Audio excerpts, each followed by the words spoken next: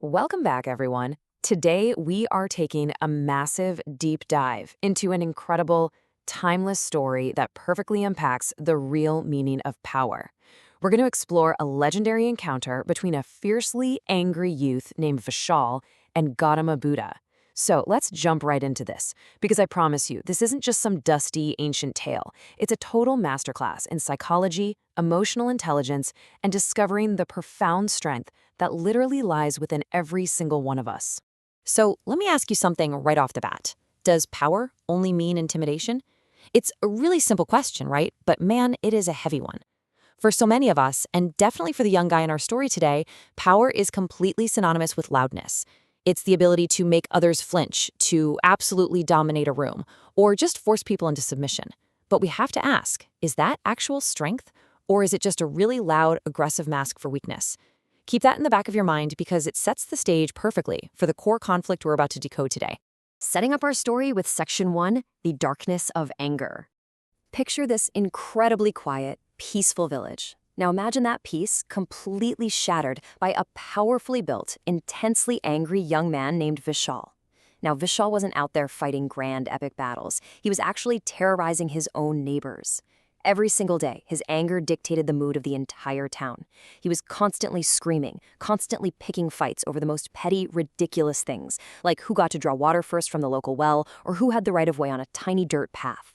It got so bad that innocent people would literally lock their doors the second they heard him coming, or they'd take completely different, longer routes just to avoid his wrath. And here's the truly tragic part about all this. Vishal saw everyone backing away from him, and he mistook their desire for peace as his own ultimate victory. He built this massive, incredibly fragile ego entirely on the fact that people were just afraid of his noise. Moving on to Section 2, Clash of Calm and Noise. So the real inciting incident of our explainer happens with the arrival of Gautama Buddha into this terrified village. And he doesn't just walk in. His arrival is slow, deliberate, and profoundly impactful. It sets up this absolutely brilliant contrast for us. On one side, we have Vishal, who represents purely physical strength. It's loud, it's highly reactive, it's chaotic, and crucially, it only exists if there's someone else around to be afraid of it. But on the other side, Buddha represents true mental fortitude. This kind of strength is proactive. It is profoundly silent. It's rooted entirely in strict self-control. And instead of emitting a chaotic aura of fear, it just emits this boundless, unshakable peace. Of course, Vishal does exactly what he always does when his ego feels threatened. He starts shouting. He's yelling, trying to make sure everyone knows how tough he is. But here's where it gets interesting. Buddha doesn't argue back. He doesn't raise his voice to match Vishal's. Actually, he doesn't say a single word. He simply stands there and responds with this completely silent, compassionate gaze. He just looks right at him. And let me tell you, this prolonged, absolute silence completely rattles Vishal's fragile ego before a single word is even spoken. Vishal's whole intimidation playbook just hits a brick wall of pure calm, and that sheer lack of reaction makes him incredibly visibly uncomfortable.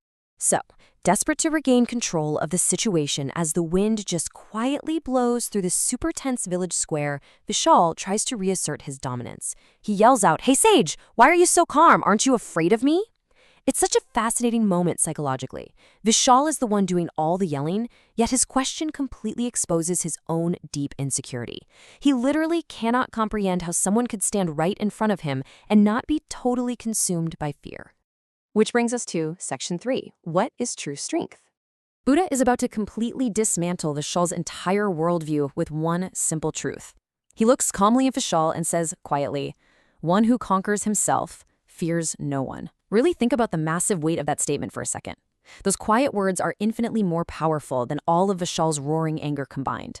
Buddha's basically telling him, look, you spend all your time and energy trying to conquer these innocent villagers, but you haven't even managed to conquer your own mind. My lack of fear doesn't come from being physically stronger than you. It comes from the simple fact that I have completely mastered myself.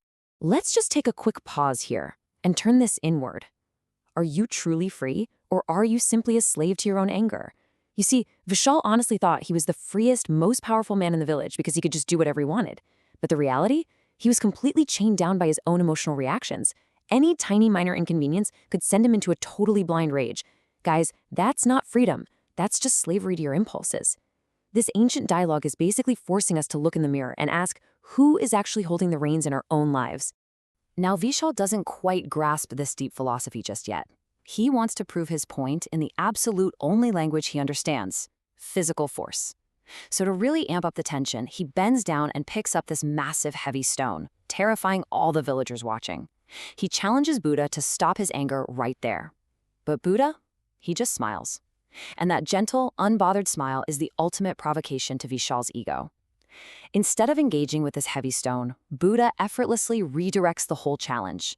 He calmly points to a nearby tree and says, "First, break a branch from this tree." Now we enter section 4. Destruction is easy, creation hard.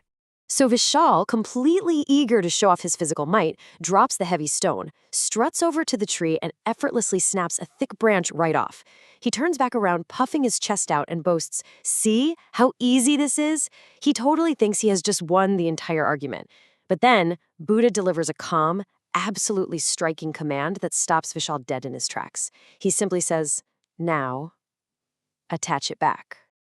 A long, incredibly heavy silence falls over the entire village. You could literally hear a pin drop.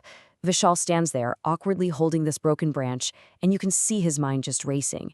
He actually tries to push the branch back up against the trunk, trying to jam it into place, but of course it won't hold. It just falls. The leaves are already starting to droop. And in this incredibly tense, quiet moment, Vishal's towering anger begins to slowly, visibly melt into this deep, profound shame. He realizes, right then and there, the absolute impossibility of reversing his destructive action. Let's connect this snapped branch right to our own everyday reality. Have you ever spoken a really harsh word in a fleeting moment of anger? Or maybe you've witnessed someone break years of deep foundational trust with just one totally careless action? Think about hitting send on a highly emotional, super angry text message that completely ruins a friendship. Snapping the branch is easy, right? It takes one single second. But perfectly reversing that emotional damage, you can apologize, you can try to tape the relationship back together, but just like that tree branch, the fracture is always going to remain. True strength isn't the ability to break things. It's the intense restraint required to not break them in the first place. Section 5. Forgiveness and a New Dawn. This massive realization hits Vishal like a ton of bricks. Buddha steps forward, looks right at the humbled young man, and delivers the core teaching of our explainer today. Breaking is easy, Vishal, but to join, it takes love, patience, and compassion. This completely flips the script on what we typically consider hard and soft. Throwing a tantrum, anger, destruction, those are actually the easiest, laziest paths you can take.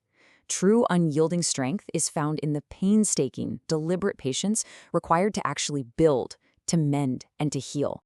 And this sparks an immediate, incredible shift in Vishal's behavior, kicking off his real path to redemption. First, he totally drops his pride, along with the branch, and bows at Buddha's feet, openly acknowledging that his fear-mongering was never actually real power. But, and this is crucial, he doesn't just stop there. Because true mental fortitude requires real-world action. Vishal actually walks right up to the very same innocent villagers he had been screaming at over petty water disputes just hours earlier. He humbles himself completely, looks them dead in the eye, and asks for their forgiveness. That right there, that requires infinitely more courage and actual strength than lifting any heavy stone. And finally, Section 6, Conquest over Oneself. As our story wraps up, with the morning sunlight finally bathing this once terrified village in warmth, Buddha leaves Vishal with one last, profound metaphor. He defines anger as the inner fire. He explains that anger is a destructive emotion that, exactly like a literal flame, completely burns the vessel it is contained in long before it can ever damage the outside world. Vishal had spent years thinking his anger was burning the villagers, but in reality, it was just burning him from the inside out. By finally letting it go, Vishal genuinely feels free from that agonizing internal burning for the very first time. Which brings us to the ultimate thesis of our entire journey today. He who conquers his anger is the true winner. Peace begins within. This right here is the absolute ultimate form of power. It's not about how loud you can yell. It's not about how much fear you can instill in a room or what you can destroy with your bare hands.